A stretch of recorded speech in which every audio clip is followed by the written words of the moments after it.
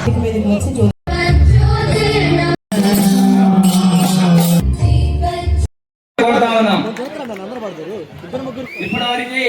మనకి వినోదాన్ని అందించిన కళాకారులు మన పల్లా శ్రీను ప్రతి ఒక్కరికి కూడా పేరు పేరున కూడా అభినందనలు తెలియజేస్తూ ఈ యొక్క కార్యక్రమం ద్వారా ఈరోజు మనం చూస్తే ఒకసారి ఉమ్మడి ఆంధ్రప్రదేశ్లో కానీ విభజన అయిన తర్వాత ఈ ఆంధ్రప్రదేశ్లో మన వాళ్ళందరూ కూడా అనేక విధాలుగా కూడా ఈరోజు ప్రముఖమైన దీంట్లో కూడా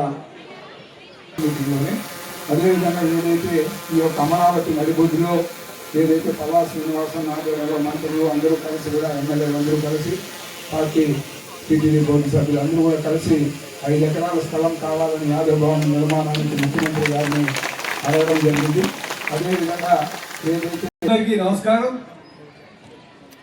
మరి ఈరోజు మంగళగిరిలో నిర్వహిస్తున్నటువంటి ఈ యాదవ వన సమారాధనకి విచ్చేసినటువంటి యాదవ ప్రముఖులందరికీ కూడా పేరు పేరున నమస్కారాలు తెలియజేసుకుంటూ ఆ కృష్ణ భగవాన్ యొక్క ఆశీస్సులు మనందరికీ ఉండాలని, అందరూ సుభిక్షంగా ఉండాలని, ఆయన ఆశీస్సులతో ఉన్నతమైన స్థాయికి మన పిల్లలందరూ కూడా వెళ్ళాలని ఆ కృష్ణ భగవాన్ని కోరుకుంటూ మరి ఈరోజు నాకు ఈ వేదిక మీద పిలిచి ముందుగా మనం మన పిల్లలకు మంచి విద్య నేర్పించాల్సినటువంటి అవసరం ఉందని చెప్పి ఈ సందర్భంగా తెలియజేస్తున్నాను.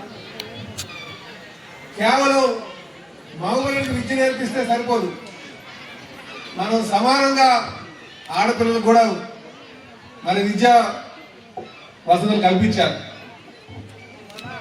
ఆ రోజే మనం బాగా అభివృద్ధి చెందడానికి అవకాశాలు ఉంటాయని చెప్పి తెలియజేస్తున్నా.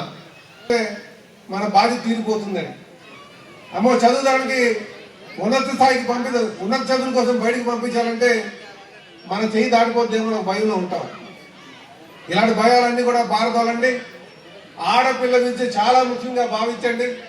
ఎందుకంటే ఆడపిల్ల విద్యతో పిల్లలకి మంచి ఉన్నతమైన స్థాయికి తేడానికి ఆస్కారం ఉంటుంది.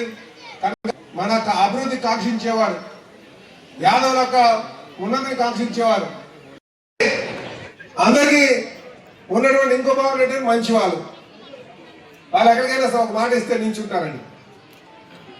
ఆ నమ్మకాన్ని మనం ముందుకు తీసుకువెళ్తేనే కాస్త లౌక్యం నేర్చుకుని నాయకత్వం తీసుకోండి అని చెప్పేసి ఈ సందర్భంగా తెలియజేస్తున్నాం. ఈరోజు నాయకత్వం ఇవ్వడానికి కూడా పార్టీస్ ఎదురు చూస్తున్నాయి. ఈరోజు నేను ఈ స్థాయిలో ఉన్నానంటే నిజంగా నాకు మీ శాసనసభ్యులే లోకేష్ బాబు గారు ఇచ్చినటువంటిది అని చెప్పి ఈ సందర్భంగా తెలియజేస్తున్నాను. అలాగే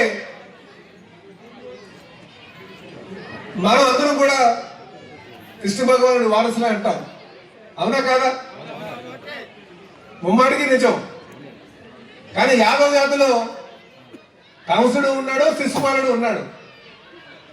వాడు వారసులు అంటామా?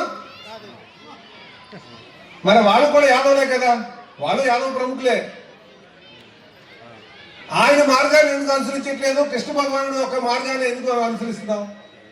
ఖచ్చితంగా నిజమైనటువంటి యాదవుడు అంటే కృష్ణ భగవానుడి యొక్క తత్వాన్ని అలవర్చుకోవాలి, ఆయన మార్గాన్ని మనం నడవాలి.